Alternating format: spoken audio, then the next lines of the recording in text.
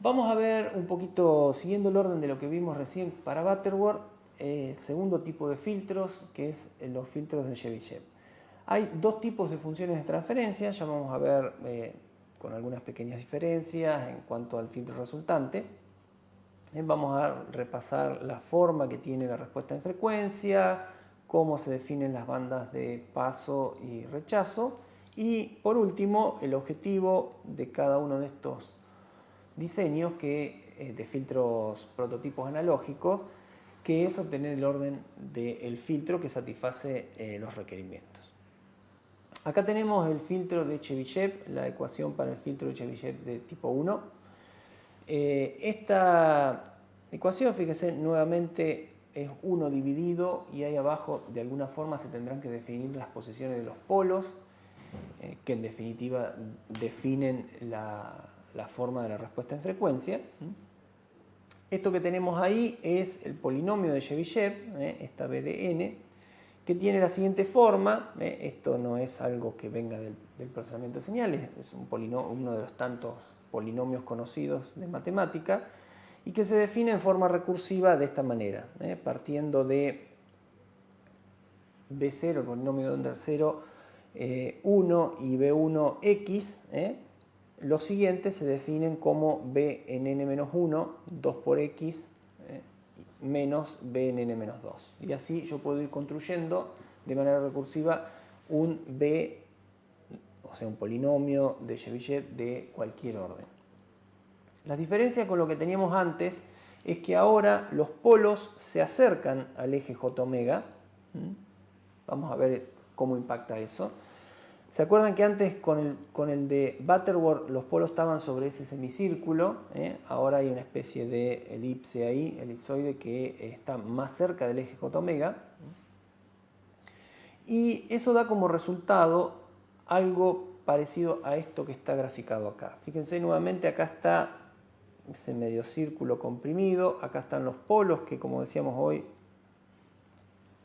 van a infinito. Acá tenemos, bueno, lo mismo de antes, sigma y j omega, o sea que acá abajo está el plano S, y acá tenemos la magnitud de la respuesta en frecuencia. O sea que esto es básicamente lo mismo que teníamos antes. Si cortamos acá este plano, acá tenemos el medio en el eje de la frecuencia, es la frecuencia 0, y acá, en donde cae 3 dB, tenemos donde el filtro corta, donde el filtro empieza a rechazar, por decirlo de otra manera. Esto que está acá, ahora lo vamos a ver un poquito más en detalle, sería la zona de paso, y esta zona de acá sería la zona de rechazo que veíamos antes en la representación en el dominio de Fourier directamente. Ahora lo estamos viendo ya directamente en magnitud en función de la frecuencia. Acá tenemos, fíjense ya la particularidad de que en la zona de paso no es monotónicamente decreciente, ahí hay unas ondulaciones, sin embargo acá sí es monotónicamente decreciente, parecido a lo que era el de Butterworth.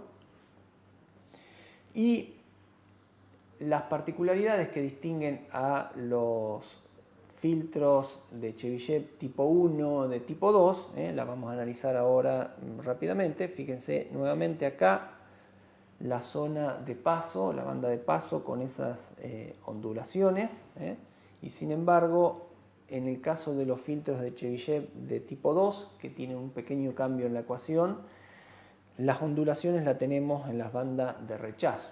Uno podría decir que la señal que va a pasar y va a salir del filtro nos interesa que sea afectada lo menos posible. En cambio no nos importa, total prácticamente de esto no va a quedar nada en la señal de salida, no nos importa que estas ondulaciones afecten de manera diferente. Por ejemplo acá a esta componente frecuencial la va a estar multiplicando por 0, pero a esta que está al lado no la va a estar multiplicando por 0. Y a esta que está y que es menor del otro lado tampoco la va a multiplicar por 0, ¿no? O sea, las ondulaciones están en la banda de rechazo.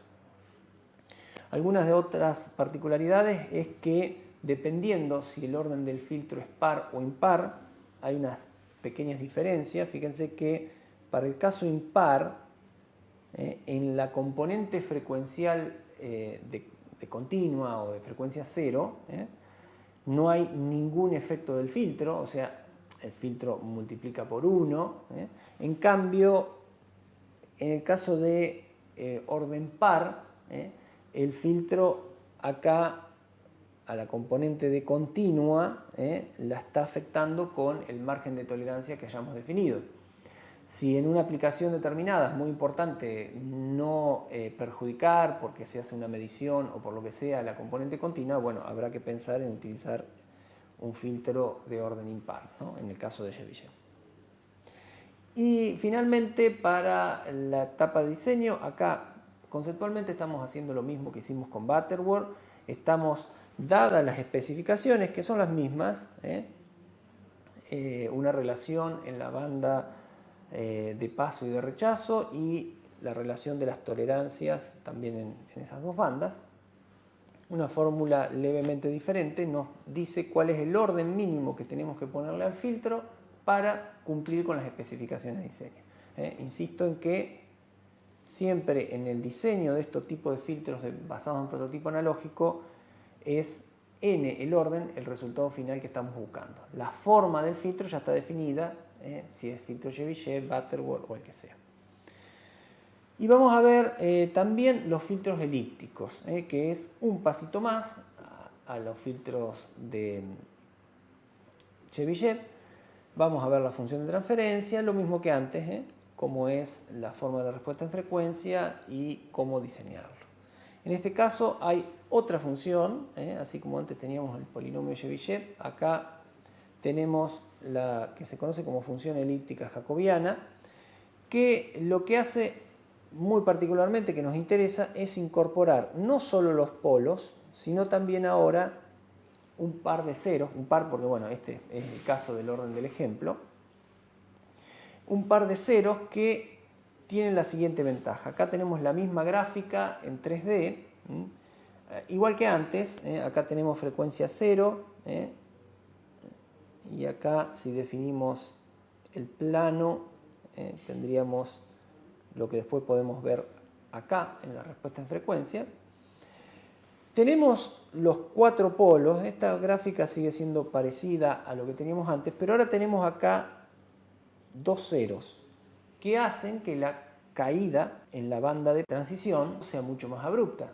Es como que hace bajar mucho más rápido. Antes teníamos solamente los 4 polos, ahora tenemos además estos 2 ceros que hacen que esta caída, la caída en la banda de transición, sea mucho más abrupta. Si yo lo que quiero es un filtro que corte más abruptamente, o sea que tenga mejor definida la frecuencia a partir de la cual no deja pasar las componentes, entonces fíjense que a medida que fuimos avanzando, para un mismo orden, el filtro de Butterworth tiene una caída menos abrupta que el filtro de Chebyshev.